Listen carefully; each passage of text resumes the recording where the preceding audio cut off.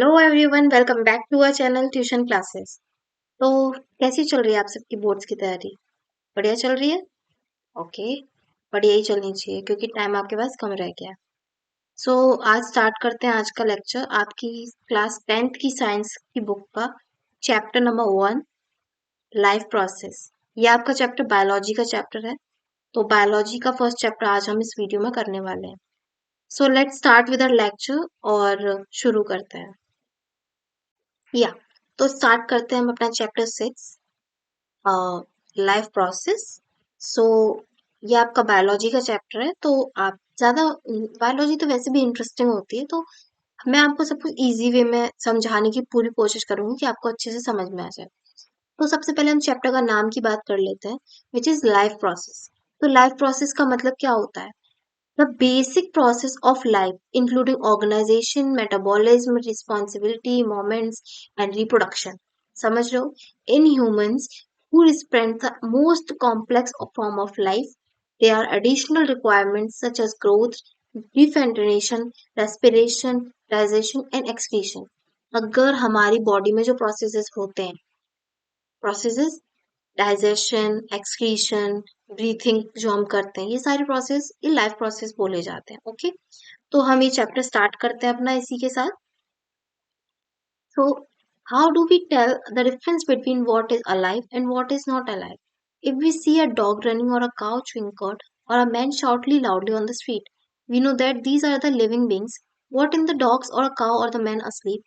We will think that they are alive, but or will we do know that we see that we see them breathing and we know that they are alive. What about plants? How do we know that they are alive? We see them green. Some of us will say, but what about plants? They have the colors when they green, then green. They grow over the time or though no are alive. Some will say, in other words, we tend to think of some sort of moments, either growth related or not, as so as common evidence for living being. But a plant that is not visibly growing is still alive, and some animals can breathe without visible movements. So, using visible movements as a definition and characteristics of a life is not enough. तो इस पूरे के paragraph में आपको वो बताया गया है स्टार्टिंग में है कि आप कैसे पता करते हो कि कोई चीज जिंदा है या फिर कोई चीज जिसमें जान नहीं है। तो इसमें तीन चीजें बताई गई हैं, तीन जिन लोगों में जान होती है। सबसे पहले एक डॉग के बारे में बताया गया है, एक काऊ के बारे में बताया, एक मैन के बारे में। डॉग के बारे में बताया कि वो भाग रहा है, काऊ कुछ खा रही है, चबा रही है कोई चीज, और अ मैन जो चिल्ला रहा है स्ट्रीट पर खड़े होके। तो आप इन सबको देख के बोल सकते हो कि हाँ ये जिंदा है। बट क्या होगा अगर ये तीनों ही लोग, तीनों ही, ये काऊ, डॉग और एनिमल सो रहे होंगे, तब भी आपको पता है कि वो जिंदा है? कैसे पता है आपको? कोई तो चीज होगी जिससे आपको पता है। इसके अलावा फिर इसमें बात की गई कि वो अगर कोई चीज सांस ले रही है तो वो जिंदा है, आपको पता है। तो प्लांट्स के बारे में क्या ख्याल है आपका? कि वो जिंदा नहीं है, वो भी जिंदा है। ग्रीन लीव्स आप उनके देखते हो, सब कहते हैं कि वो हरे हैं इसलिए वो जिंदा है, but they also grow with an invested. आप कहते हो कि they grow over time and we know that they are life. हम देखते हैं कि टाइम के साथ वो ग्रो कर रहे हैं, कोई चीज टाइम के साथ ग्रो कर रही है तो वो उसके अंदर जान है। बट हम प्लांट्स के बारे में कैसे कैसे कह सकते हैं? क्योंकि वो हमें दिखते नहीं है ना ग्रो होते हुए। कुछ तो ऐसे होते हैं जो अंडरग्राउंड ही ग्रो करते हैं। तो हम कैसे कह सकते हैं कि वो उनमें उनमें जान है कि नहीं है? बोलो। So using visible moment as a defining characteristic of life is not enough. तो हम सिर्फ जो चीजें हमें दिख रही हैं उन्हीं के हिसाब से हम नहीं कैरेक्टराइज कर सकते हैं कि किसी चीज में जान है या नहीं है।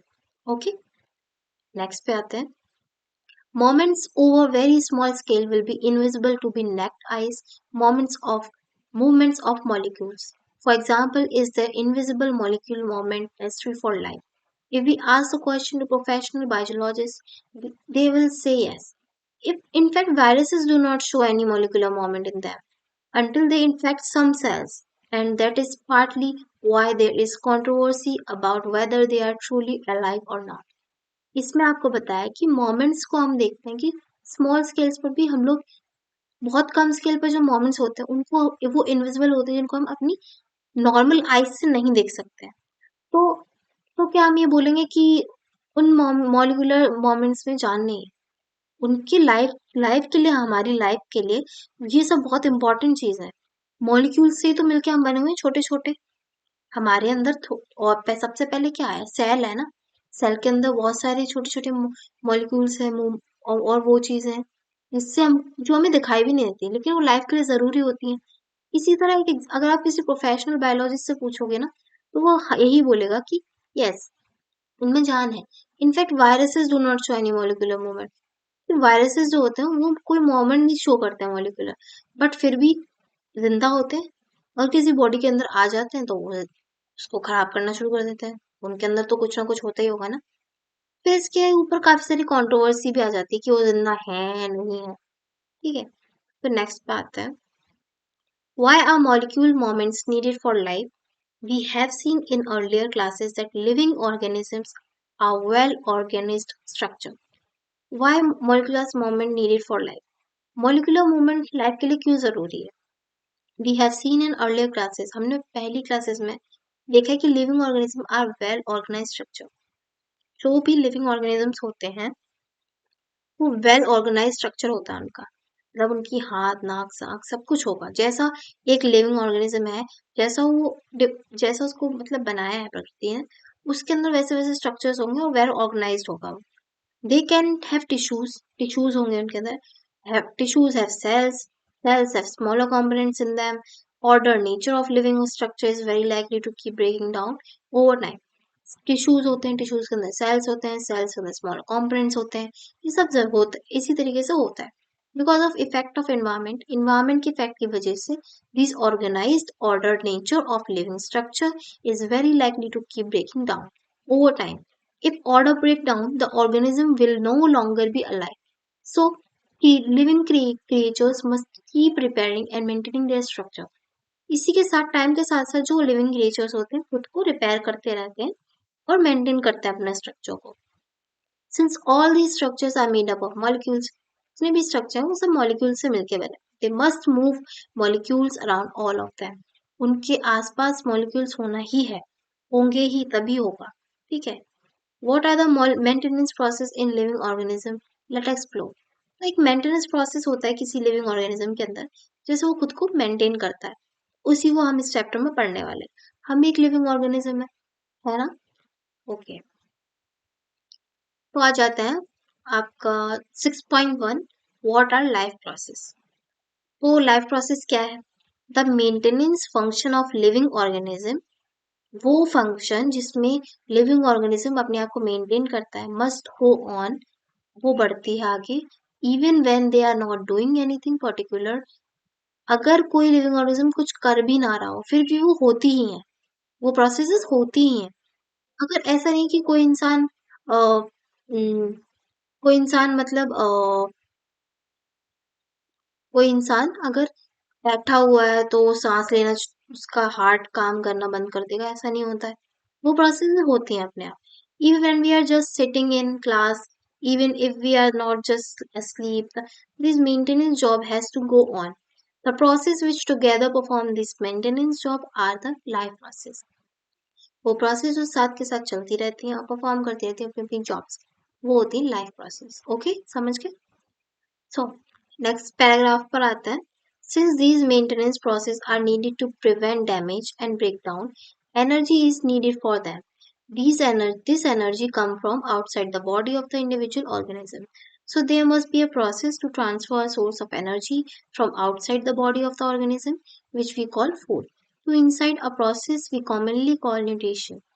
If the body size of the organism is to grow, additional raw material will also be needed for outside. Since life on Earth depends on carbon-based molecules, most of these sources are also carbon-based. Depending on the complexity of these carbon sources, different organisms can then use different kind of nutrition process. Okay. So इसमें बताया गया आपको, since these maintenance process are needed to be prevent damage and breakdown. तो ये process हमारी body के लिए ज़रूरी होती है और इसका होना भी ज़रूरी है। एनर्जी हमारे लिए बहुत ज़रूरी है, हम लोगों के लिए एनर्जी बहुत मायने रखती है। हम जितने भी अपने काम करते हैं, हमारे अंदर एनर्जी नहीं होगी तो हम कुछ नहीं कर पाएंगे। अगर आपके अंदर एनर्जी नहीं है तो आप स्कूल जा पाओगे, क्लासरूम में बैठ पाओगे? नहीं ना। एनर्जी बहुत इंपॉर्टेंट चीज़ है एनर्जी, समझ रहे हो? This energy come from outside the body of individual organism. और ये एनर्जी कहीं बाहर से इंडिविजुअल के अंदर नहीं आती है, मतलब so there must be a process to transfer a source of energy from outside the body of the organism. बाहर से हम सिर्फ उसका सोर्स लेते हैं, बॉडी के अंदर जाके वो बॉडी क्या होता है, ब्रेक डाउन होता है उसका, और फिर वो एनर्जी में कन्वर्ट होती है। इसका मतलब हमें बाहर से लेना ही पड़ेगा। अगर हम कोई सोर्स नहीं लेंगे, उसका खाएंगे नहीं, सोर्स क्या होगा, खाना पीना हो गया ना, खाना पीना नहीं खाएंगे तो हमारी बॉडी एनर्जी बना ही नहीं पाएगी। और बॉडी के अंदर ना ब्रेक डाउन होता है, जब हम खाना खाते हैं उसका ब्रेक डाउन होता है फूड का, उसमें से एनर्जी एब्जॉर्ब करता है। अभी आपको आगे इसमें प्रोसेस पूरा पता चलेगा, लार्ज इंटेस्टाइन में, स्मॉल इंटेस्टाइन में, उसमें जाता है और फिर आपकी जो उस फूड के अंदर जितनी भी एनर्जी होती है उसको एब्जॉर्ब कर लेता है, बाकी वेस्ट को निकाल देता है, एक्सक्रीट आउट कर देता है। ठीक है। सो विच वी कॉल्ड फूड, हम जिसे खाना कहते हैं, वो एक एनर्जी का सोर्स है। टू ए पूरा insight to process and commonly called nutrition. Nutrition लेने के लिए हमें खाने की जरूरत है। If the body size of organism is to grow, अगर किसी बॉडी का ऑर्गेनिज्म का साइज बढ़ रहा है, ग्रो करेगा, additional raw material will also be needed from outside. तो उसको और भी कुछ कच्ची चीजें होती हैं खाने के लिए, वो भी उनको जरूरी होती है, जो उनको बाहर से ही मिलती है, जो वो बाद में खाते हैं। Since life on earth depends on carbon based molecules, earth पर जो लाइफ है आपने सुना ही होगा कि कार्बन से मिलके बने हुए मॉलिक्यूल ज्यादातर। तो most of these sources are also carbon based, तो काफी सारे ऐसे सोर्सेज होते हैं जिनके अंदर कार्बन होता है, जो कि वो भी जरूरी है, एज अ फूड के सोर्स में उसे लेते हैं। Depending on the complexity of these carbon sources, in carbon की सोर्सेज की जो कॉम्प्लेक्सिटी होती है, जितनी ज्यादा कॉम्प्लेक्स हो उतनी ज्यादा different organism can different kinds of nutrition process, उतनी ही ज्यादा उनकी प्रोसेस अलग अलग तरीके से डिवाइड, न्यूट्रिशनल प्रोसेस अलग अलग तरीके से डिवाइडेड होगी। ओके, नेक्स्ट पैराग्राफ पे आते हैं। Outside source of energy could be quite varied since the environment is not under the control of the individual organism. These sources of energy therefore need to be broken down or built up in our body and must be finally converted to a uniform source of energy that can be used for the various molecular movement needed for the maintaining living structure as well as the kind of the molecules that body needs to do. For this, a series of chemical reactions in the body are necessary. Oxidizing, reducing reactions are some of the most common chemical reaction means to break down molecules. For this, many organisms are oxygen sources from outside the body. The process of acquiring oxygen from the outside the body and to produce in it is a process is a breakdown of a food for cellular needs is what we call respiration. Okay, तो आपको इस paragraph में बताया गया है कि the outside source of energy could be quite varied. जो बाहर से हम सोर्स लेते हैं एनर्जी का वो काफी अलग हो सकता है। Since the environment is not under the control of individual, तो किसी एक के हाथ में इन्वायरमेंट का वो बेस नहीं करता है कि बाहर क्या चल रहा है, तो इस वजह से वो अलग हो सकता है, हर किसी का अलग अलग हो सकता है। दिस सोर्सेज एनर्जी, तो ये सोर्सेज होते हैं एनर्जी के, therefore need to be break down और built up in the body. तो इसमें जरूरी है ब्रेक डाउन और बिल्डअप, मतलब पहले तो ब्रेक डाउन उसका, बिल्डअप, ब्रेक डाउन की बताया उसका टूट कर हमारी बॉडी में finally converted in uniform source of energy, और एनर्जी में कन्वर्ट होना that can be use for various molecular movement. उसको फिर हम अपने मोमेंट्स में यूज करते हैं। हम खाना बनाने जा रहे हैं, मम्मी खाना बना रही है, उनको एनर्जी चाहिए, खाना बनाने के लिए भी एनर्जी चाहिए, बाहर जाने के लिए भी एनर्जी चाहिए, तो इन सब चीजों के लिए एनर्जी चाहिए हमें, उन सब में यूज हो जाता है वो फिर। Okay, for this a series of chemical reaction in the body are necessary, तो इसके लिए कुछ केमिकल रिएक्शंस भी होते हैं हमारी बॉडी के अंदर जो जरूरी है। ठीक है, ऑक्सीडाइजिंग रिड्यूसिंग रिएक्शन बहुत जरूरी है हमारी बॉडी के लिए। Chemical means to break down molecules, molecules को तोड़ने के लिए जो हमारी बॉडी में आते हैं, उन मॉलिक्यूल्स को तोड़ने के लिए बहुत ज्यादा जरूरी है। For this many organism use oxygen source from outside the body, तो काफी सारे ऑर्गेनिज्म होते हैं वो ऑक्सीजन बाहर से लेते हैं, अपनी बॉडी से बाहर से लेते हैं, ऑक्सीजन सोर्स होता है उनका, काफी सारे होते हैं। जैसे कि वन सेलुलर जो होते हैं, मल्टी सेलुलर नहीं, वन सेलुलर, तो उनके बॉडी पर कुछ एनिमल ऐसे ऑर्गेनिज्म होते हैं जिनकी बॉडी पर पोर्स होते हैं, छोटे छोटे छोटे छोटे, तो वो उसी से एनर्जी, एनर्जी मतलब ऑक्सीजन लेते हैं, सॉरी, ऑक्सीजन उन्हीं पोर्स से लेते हैं, उनका सारा एक्सक्रीट उन पोर्स से बाहर निकलता है, सब कुछ उन्हीं पोर्स से होता है उनके अंदर।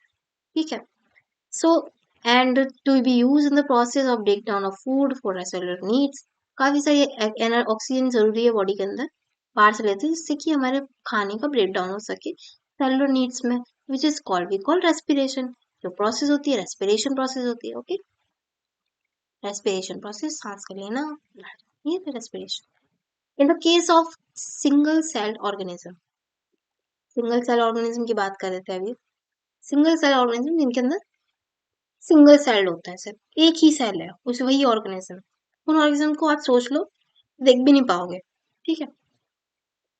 No specific organs for taking in food, exchange of gases or removal of waste may be need because the entire surface of the organism is in contact with the environment। तो देखो, single cellular organism जो होते हैं इनके अंदर कोई specific organ नहीं होता फॉर टेकिंग इन फूड, खाने को अंदर लेने के लिए, गैसेस को आउटसाइड और इनसाइड करने के लिए। ठीक है। और may be needed because the entire surface of the organism in the contact of environment. तो उनका पूरा ही सरफेस जो बॉडी का होता है वो इन्वायरमेंट के कॉन्टेक्ट में होता है। ठीक है। But what happen when the body size of the organism increases and the body design become more complex. तब क्या होगा जब बॉडी साइज ज्यादा बड़ा होगा और फिर और बॉडी साइज इंक्रीज होगा और उनकी बॉडी का डिजाइन भी चेंज होता होगा, कॉम्प्लेक्स होगा। तब क्या होगा? In multi cellular organism, multi cellular मतलब इनके अंदर बहुत सारे सेलुलर होते हैं, जैसे कि हम, एनिमल्स के, बर्ड्स भी हो गए इसमें। Multi cellular organisms are the cells may not be direct contact with the surroundings, direct contact में नहीं होते सराउंडिंग्स के एनवायरनमेंट में। Thus simple diffusion will not meet the requirement of all these cells। तो कोई भी एक ऐसा सिंपल डिफ्यूजन से कोई भी सारी रिक्वायरमेंट्स हम उनके अंदर फुलफिल नहीं हो सकती है, उनको बहुत सारे प्रोसेसेस करना पड़ता है, जैसे डाइजेशन, इंजेक्शन, अभी आगे पढ़ेंगे। ठीक है। We have seen previously how in multicellular organisms various body parts have specialized in the function they perform. We are familiar with the idea of these specialist tissues and where their organization in the body of the organism. It is therefore not surprising that the take-up of food or oxygen will also be a function of the specialized tissues. However, this poses of a problem since the food or oxygen are now taken up to a place in the body of the organism, while all parts of the body need them. The situation creates a need for the transportation system for carrying food and oxygen from one place to another in the body. तो इस paragraph में आपको बताया है, we have seen previously how, हमने पीछे जैसे कि देखा, मल्टी सेलुलर ऑर्गेनिज्म में बहुत सारे पार्ट्स होते हैं, स्पेशलाइज्ड होता है, फंक्शन होता है जो उनको परफॉर्म करना होता है। We are familiar with the idea of specialised tissues, हम एक आइडिया से फेमिलियर हैं कि स्पेशलाइज्ड टिश्यूज होते हैं कुछ। ठीक है।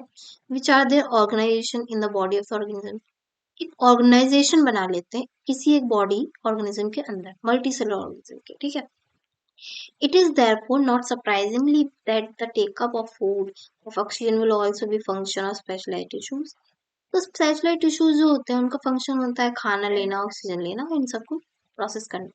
However, these pose a problem, possess a problem, since the food, oxygen are not taken up at one place to another of the organism। तो यहाँ पे प्रॉब्लम देखने को मिलता है कि फूड और ऑक्सीजन को ले जाने के लिए कोई एक बॉडी के अंदर ऑर्गेनिज्म नहीं है कि वन प्लेस से अनदर प्लेस ले जाए, पार्ट ऑफ द बॉडी। तो while all parts of the body need them, तो सारे ही पार्ट्स को जरूरी होते हैं बॉडी के अंदर जिससे प्रोसेस हो। ठीक है।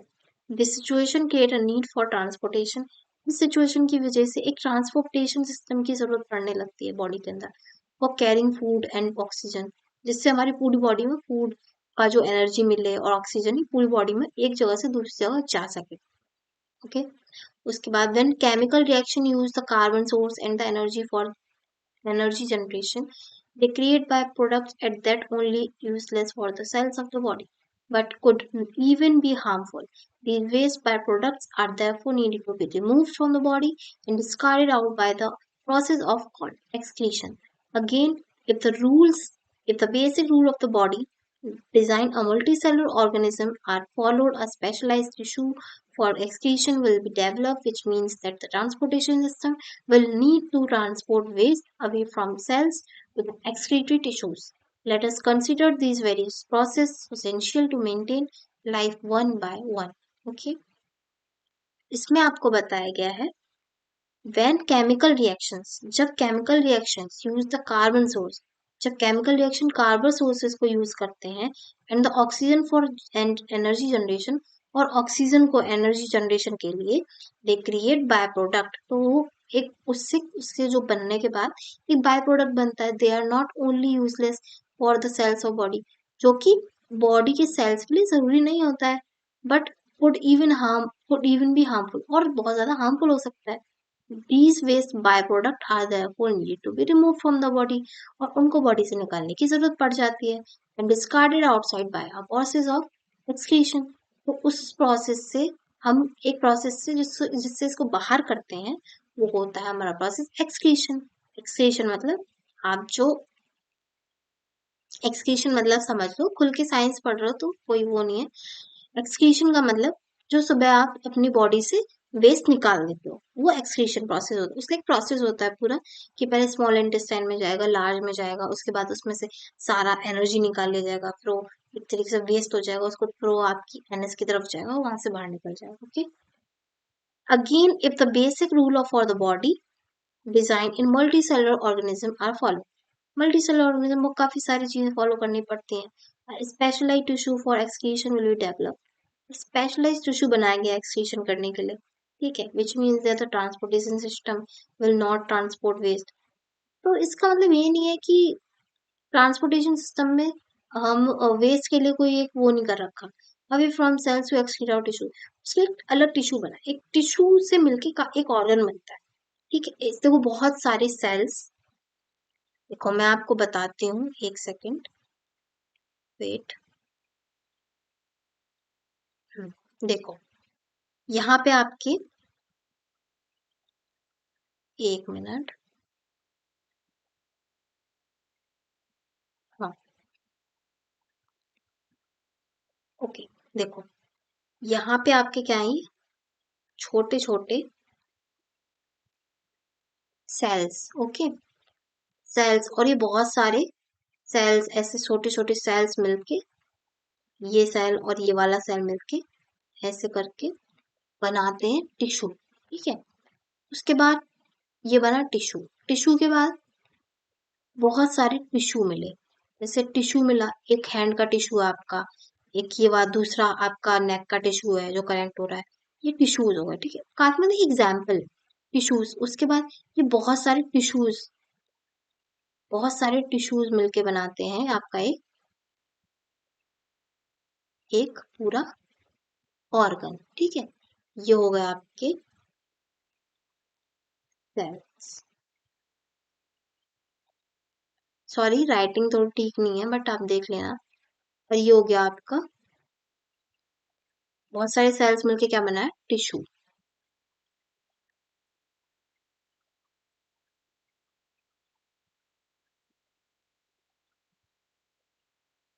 टिश्यू, उसके बाद राइटिंग अच्छी नहीं आ रही है, बट ओके कोई नहीं,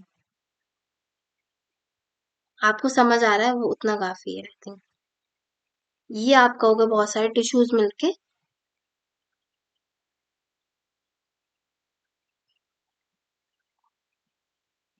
दीज आर टिश्यूज, एंड बहुत सारे आपके टिश्यूज मिलके बनाएंगे ऑर्गन, और फिर आपके बहुत सारे ऑर्गन मिलके बनाएंगे ऑर्गन सिस्टम, ओके। तो देखो पहले यहाँ पे क्या प्रोसेस है, बहुत सारे सेल्स, मैं यहाँ पे भी लिख देती हूँ, सॉरी ये आपको समझ नहीं आ रहा होगा, वेट।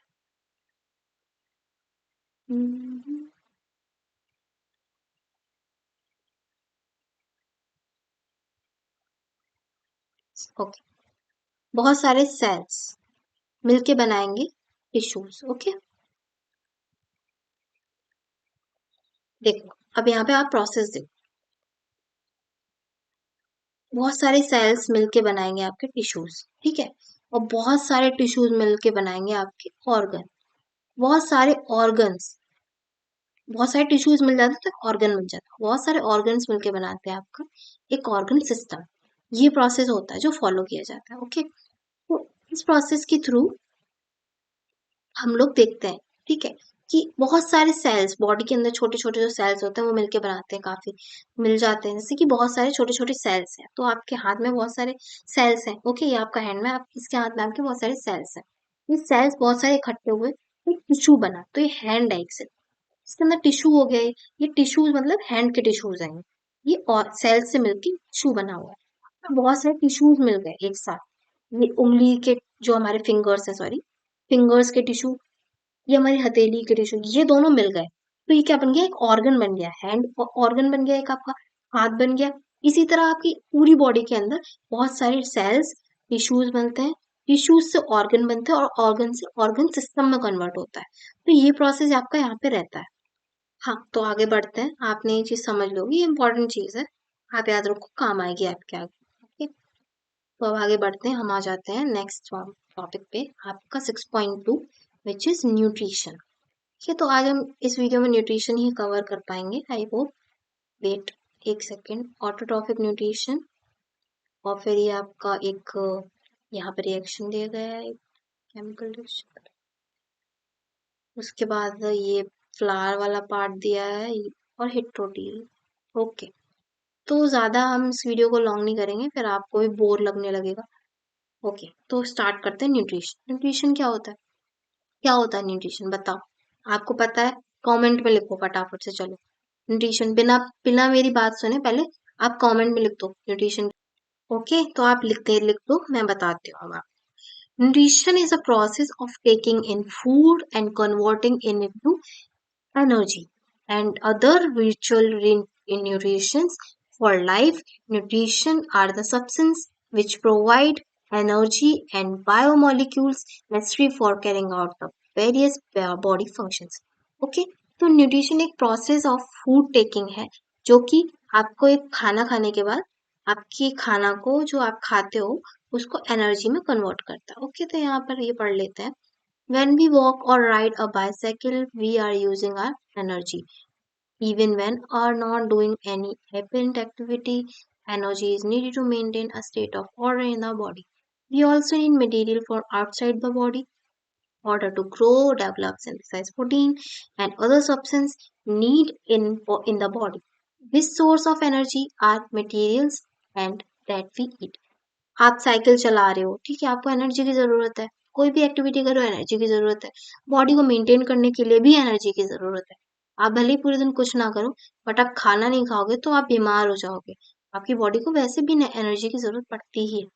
तो आपको कुछ मटेरियल्स आउटसाइड द बॉडी जो आप लेते हो अपनी बॉडी को ग्रो करने के लिए, डेवलप करने के लिए, प्रोटीन लेते हो, सब्सटेंस लेते हो जो आपकी बॉडी के लिए जरूरी है। This source are called material in the eat food, हम खाना खाते हो उससे आपको मिल जाता है। ओके, तो how do living things get their food, तो कैसे मिलता है उनको अपना खाना, कैसे कैसे living organism gate their food, कैसे उनको अपना खाना मिलता है। The general requirement for energy and material is common in all organisms, but it is fulfilled in many different ways. Some organisms use simple food material obtained from organic source in the form of carbon dioxide and water. These organisms, the autotrophs, nucleate, include green plant and some bacteria. Other organisms utilize complex substances. These complex substances they have to be broken down into simpler ones. Therefore, they can be used for the upkeep and growth of the body. Achieve this, organisms use biocrystallistic or enzymes. Thus, the heterotrophic survivals depend directly, or sorry, or indirectly on autotrophs. Heterotroph organisms include animal and fungi. Okay. आपको इसमें बताया गया है कि general requirement जो होती है energy और मटेरियल कॉमन होती है सबके लिए, सबको ही चाहिए, सबके लिए जनरल रिक्वायरमेंट है एनर्जी। ओके, कुछ ऑर्गेनिज्म का अलग तरीका होता है कि सिंपली फूड खा रहे हैं और उनको एनर्जी इनऑर्गेनिक सब्सटेंस में, सोर्सेज में कार्बन डाइऑक्साइड और वाटर में मिल जा रही है। कुछ ऑर्गेनिज्म ऑटोट्रॉफ्स होते हैं जो कि ग्रीन प्लांट्स, सम बैक्टीरिया जिसमें आके अंदर आते हैं, वो अपने यूटिलाइज करते हैं कॉम्प्लेक्स सब्सटेंसेस को, उनका सब्सटेंस जो होता है खाने पीने का वो अलग तरीके से उनको मिलता है। These complex substance have to be broken down, वो कॉम्प्लेक्स सब्सटेंस को पहले ब्रोक डाउन करते हैं सिंपलर सब्सटेंस में once and then use to upkeep growth up, और फिर उसको अपनी बॉडी में एनर्जी की तरह यूज करते हैं।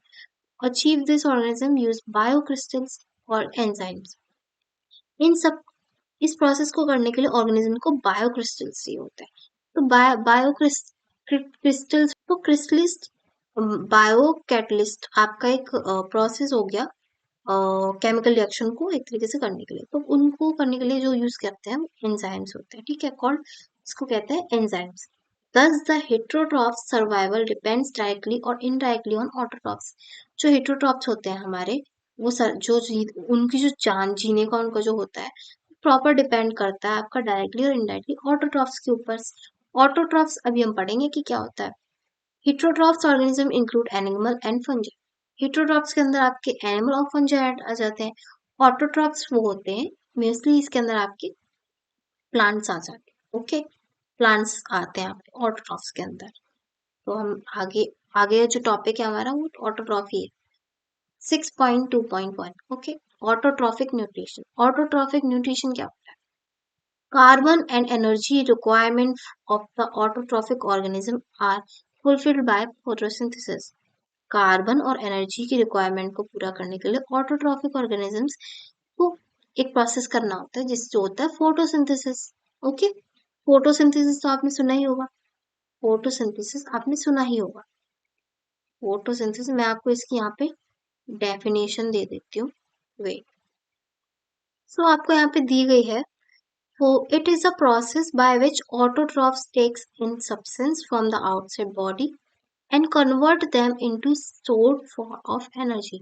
ये प्रोसेस होती है ऑटोट्रॉफिक के अंदर, जो भी सब्सटेंस बाहर से लेता है उसको कन्वर्ट करते हैं एनर्जी की फॉर्म में और स्टोर करते हैं अपने अंदर। This material is taken in form of carbon dioxide. इस मटेरियल को अपने अंदर वो कार्बन डाइऑक्साइड की फॉर्म में रखते हैं and water which is converted into carbohydrate, जो कि कार्बोहाइड्रेट में कन्वर्ट करते हैं in the presence of sunlight and chlorophyll. इसका एक रिएक्शन होता है जो कि अभी आगे दिखेगा। तो photosynthesis is a process which break down the break down the outside sources and convert the energy in the presence of sunlight, in presence of sunlight and chlorophyll। chlorophyll और sunlight presence में होता है, ठीक है। Carbohydrates को convert करता है, carbohydrates में कन्वर्ट करता है कार्बन डाइऑक्साइड और वाटर को। Carbon dioxide are utilised for providing energy to plants. Carbon dioxide use करते हैं एनर्जी देने के लिए प्लांट्स के लिए। तो जो हम ऑक्सीजन लेते हैं वो हमें प्लांट्स देते हैं। तो प्लांट्स के लिए ऑक्सीजन एक वेस्ट प्रोडक्ट हो गया, मतलब वो जो निकालता है, ठीक है, बाय प्रोडक्ट हुआ वेस्ट वाला जो हम लेते हैं, जो हमारे लिए जरूरी है।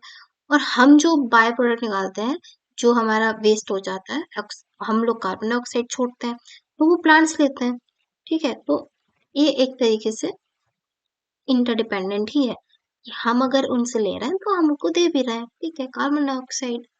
उसके बाद which is not use immediately are stored in the form of starch, जो कि एक बिल्कुल तुरंत ही नहीं वो यूज कर लेते, उसको स्टार्च की फॉर्म में स्टोर कर लेते हैं। Which serve as the internal energy reserve to be used as when required, और जब उनको जरूरत होती है तब वो यूज कर लेते हैं। A somewhat similar situation is seen is with us, where some of the energy derived from the food, कुछ एनर्जी हमें फूड से मिलती है, we eat is stored in our body, जो हम अपनी बॉडी के अंदर स्टोर कर लेते हैं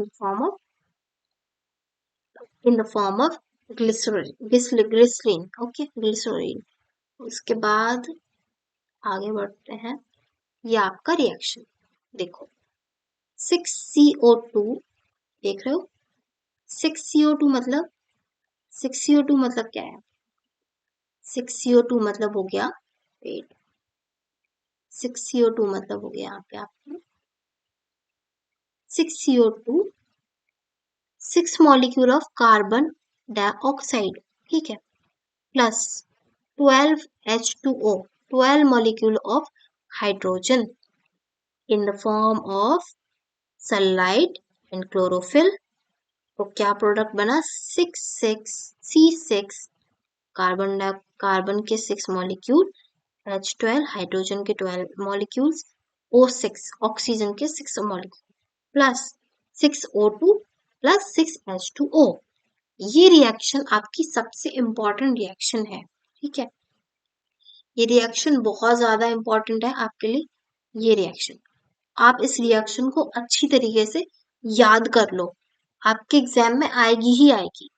6CO2 plus 12H2O in the presence of chlorophyll and sunlight, तो बनाता क्या है, ग्लूकोज 6C6H12O6, इसको ग्लूकोज कहते हैं, प्लस 6O2 मतलब 6 मॉलिक्यूल ऑफ ऑक्सीजन, प्लस अब देखो 6 यहाँ पे 6 है और यहाँ पे 2 लिखा हुआ है, तो ये 6 मॉलिक्यूल ऑफ ऑक्सीजन नहीं हुए, ये हुए 6 2 जा 12, 6 2 जा 12 मॉलिक्यूल ऑफ ऑक्सीजन, समझ गए आप।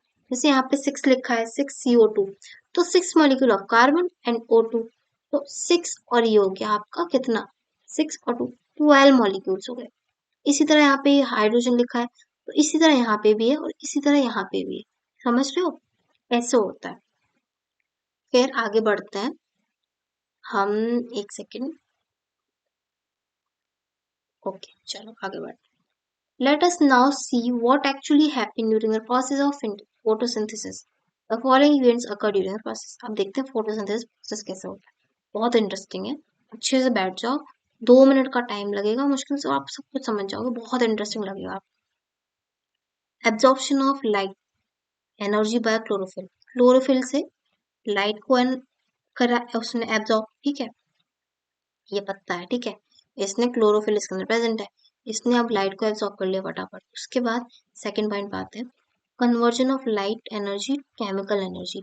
अब इसमें क्या होगा, जो लाइट आ गई उसका केमिकल एनर्जी में कन्वर्जन होगा, and splitting of water molecule into hydrogen and oxygen, और जो इसके अंदर वाटर मॉलिक्यूल होंगे ना, वो मॉलिक्यूल टूट कर हाइड्रोजन और ऑक्सीजन में कन्वर्ट हो जाएंगे, समझ लो, हाइड्रोजन और ऑक्सीजन में कन्वर्ट हो जाएंगे, ठीक है। तो फिर आगे अब कन्वर्ट होने के बाद क्या होगा, reduction of carbon dioxide to carbohydrates, अब रिडक्शन होगा कार्बन डाइऑक्साइड का कार्बोहाइड्रेट्स, ठीक है, कार्बन डाइऑक्साइड से कार्बोहाइड्रेट्स में, ठीक है, कार्बन डाइऑक्साइड से टूट के कार्बन डाइऑक्साइड से कार्बोहाइड्रेट्स में कन्वर्ट हो जाएगा।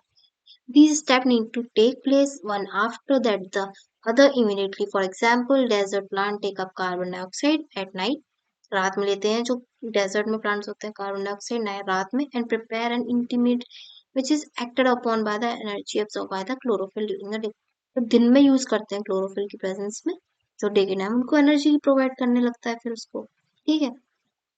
आप एक स्ट्रक्चर देख लो, आपको cross section of a leaf है, मतलब आपको लीफ को क्रॉस सेक्शन करा के दिखाया गया है, तो ये जो आपकी डंडी होती है ना पतली पतली, उसके अंदर जो दिखती है हल्की हल्की सी, जो कि बहुत ज्यादा हार्ड नहीं होती, बहुत सॉफ्ट होती है, जिससे हमारे अंदर नसें होती है ना, ऐसी आप समझिए नसें होती है, इनको बोलते हैं हार्ट की मेटराइट। और ये जो लीफ होता है, जो लीफ का ये जो वो बना हुआ होता है, उसको बोलते हैं लैमिना और लीफ ब्लेड, ओके। उसके बाद फिर इधर वाली जो ये जाती है इनको वेन बोल देते हैं, ये जो बीच वाली होती है इसको मिड मिड रिब कहते हैं। मिड रिब क्यों कहते हैं इसको, याद हो जाएगा आपको तुरंत कि मिड में होती है, आपकी मिडल में होती है तो मिड रिब हो गया, फिर साइड साइड में निकल रही होती है ऐसी पतली पतली, उनको वेन्स कह देते हैं, और जो पत्ता होता है वो लामिना और लीफ ब्लेड कह सकते हो आप, तो आपको समझ में आ जाएगा। उसके बाद फिर हम देखते हैं फ्लोएम, जाइलम, वेस्कुलर बंडल, ठीक है, वैक्सी, क्रूचिकल एंड एक सेकेंड, फ्लोएम जाइलम, यहाँ से फ्लोएम मतलब फ्लोएम जाइलम खाने का आना और पानी के लिए और खाने के लिए, फ्लोएम खाने के लिए और जाइलम पानी का ट्रांसपोर्टेशन करने के लिए होते हैं, वेस्कुलर बंडल्स होते हैं, वैक्स की क्यूटिकल और अपर एपिडेमिक्स, ठीक है, उसका क्लोरोप्लास्ट दिखाया गया यहाँ पे, एयर स्पेसेस दिखाए हैं अंदर जाने के लिए, और गार्ड सेल्स दिखाए गए लोअर एपिडेमिस में, ओके। तो ये आपका होगा क्रॉस सेक्शन ऑफ लीफ।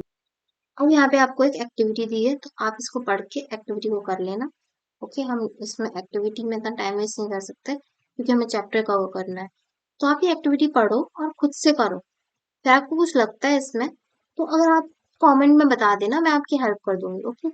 वैसे एक्टिविटी में आप इंटरेस्टिंग लगेगा आपको, ज्यादा कुछ नहीं, इसमें एक प्लांट पे प्लॉट करना है आपको, उसको लीव्स वगैरह को देखना है, फॉर एग्जाम्पल मनी प्लांट लगा सकते हो आप, क्रॉटन्स और क्रॉटन्स का देख सकते हो, तो उसको उसकी आपकी ऑब्जर्वेशन करना है, तो उसके लिए है आपको, ठीक है। फिर आगे बढ़ते हैं, तो now let us study how the plant obtain carbon dioxide. अब देखते हैं कि कार्बन डाइऑक्साइड कैसे प्लांट ऑब्टेन करते हैं। In class 9th we had talked about stomata. Stomata की बात करते हैं, which are tiny pores present in the surface of the leaf. जो leaves के अंदर small small pores present होते हैं वो stomata mass, ठीक है. Massive amount of gaseous exchange taking place in the leaves through these pores. बहुत सारा गैस का एक्सचेंज होता है इन्हीं pores से for the purpose of photosynthesis. Photosynthesis की process में बहुत ज्यादा gases का जाना आना इन्हीं pores से होता है stomata. But it is important to note here that exchange of gases occur across the surface of the stems, roots and leaves as well. ये भी नोटिस करने वाली एक चीज है कि जो हमारा प्रोसेस होता है पोर्स वाला वो सभी के अंदर स्टेम्स में रूट्स में लीव्स में हर जगह से होता है, ठीक है. Since large amount of water can also be lost through this stomata. और बहुत सारा पानी आपने देखा होगा कभी कभी पत्तों के ऊपर पानी दिखता है आपको, तो ये भी बहुत ज्यादा निकलता है इनके इनसे. और उसके बाद the plants closes these pores when it is does not need carbon dioxide for photosynthesis. जब पानी की उनको जरूरत नहीं पड़ती है तो वो अपने पोर्स को क्लोज कर लेते हैं पानी की. और उनको जब अपनी मतलब प्रोसेस खत्म हो जाती है उनकी कार्बन डाइऑक्साइड से फोटोसिंथेसिस हो गई उनकी, अब उनको जरूरत नहीं है किसी चीज की, अपने पोर्स को बंद कर लेते हैं. Opening and closing of the pores is a function of guard cells. और जो गार्ड्स होते हैं मतलब अब ओपनिंग एंड क्लोजिंग मतलब जैसे आपके यहाँ पे गार्ड अंकल होता है तो वो आपका गेट खोलते हैं बंद करते हैं. गेट खोलते जब लोगों को जाने की जरूरत होती है और बंद कर लेते हैं जब लोगों को जरूरत नहीं है. तो उसी तरीके से गार्ड सेल्स तो ये वो तो जो रक्षा करते हैं, हम भाई बाहर देखते हैं भाई पूरी रात खड़े रहते हैं आप लोगों के लिए आपकी हेल्प के लिए, जब आपको जरूरत होगी तब आपके लिए खोलेंगे बाकी आपको सेफ रखेंगे. वैसे ही ओपनिंग एंड क्लोजिंग जो सेल्स करवाते हो जिसके अंदर होते हैं गार्ड सेल्स ओपनिंग और क्लोजिंग का काम करते हैं. The guard cells swell when water flows into them. और गार्ड सेल्स फूल जाते हैं जब उनके अंदर पानी फ्लो करता है, causing the stomatal pores to open. क्योंकि स्टोमेटल पोर्स होते हैं वो खुल जाते हैं. Similarly pore closes if the guard cells shrink. और जैसे गार्ड सेल्स श्रिंक हो जाते हैं तो वैसे ही जो पोर्स होता है वो बंद हो जाता है, ठीक है. फिर आते हैं नेक्स्ट पे. Based on the two activities, ये एक्टिविटी आपको दो जार दिए गए हैं, ठीक है. इसके अंदर आप देख लेना एक्टिविटी को कैसे करना है. उसके बाद हम ये एक्टिविटी पे बेस्ड है हम आगे देखते हैं. So far we have talked about how autotrophs meet their energy requirements. तो हम देखते हैं कि और एनर्जी रिक्वायरमेंट्स में कैसे ऑटोट्रॉफ्स देखते हैं अपनी चीजों को. But they also need other raw material for building their body. Water used in photosynthesis is taken from soil by the roots in the terrestrial plants. Other materials like nitrogen, phosphorus, iron, and magnesium are taken up from the soil. Nitrogen is an essential element used in the synthesis of protein and other compounds. So far we have talked about how autotrophs meet their energy requirements. कैसे मिलती है हमें autotrophs में वो हमने पढ़ लिया. But they also need other raw material. उनको और भी चीजें चाहिए होती है कच्ची चीजें for building their body अपनी body को बनाने के लिए. तो water used in photosynthesis जो photosynthesis में water use होता है is taken up from the soil. soil से लिया जाता है मिट्टी से लेता है plant अपना पानी. By the roots in terrestrial plants के अंदर जो terrestrial plants होते हैं जमीन वाले उनको अपने roots से मिलता है.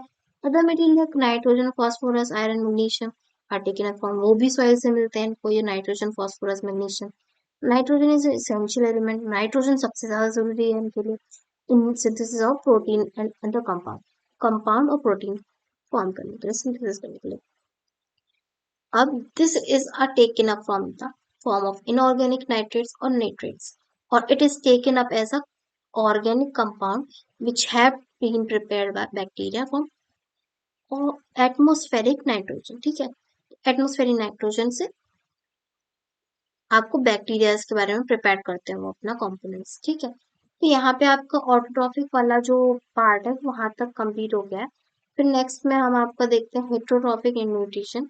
तो ये हम नेक्स्ट वीडियो में कवर कर लेंगे हेट्रोट्रॉफिक न्यूट्रिशन या फिर नेक्स्ट वीडियो में ही इसको कवर करते हैं तो ठीक है क्योंकि आप फिर ये वीडियो आपका बहुत लॉन्ग हो जाएगा. सो इसके साथ हम अपना लेक्चर खत्म करते हैं एंड नेक्स्ट वीडियो में हम मिलते हैं हेट्रोट्रॉफिक न्यूट्रिशन के साथ and how do organism obtain their nutrition. आगे के टॉपिक इसमें कवर करेंगे. सो बाकी की वीडियोस के लिए आप सब्सक्राइब कर दीजिए इस चैनल को, लाइक कीजिए, फॉलो कीजिए and stay tune with me. Thank you.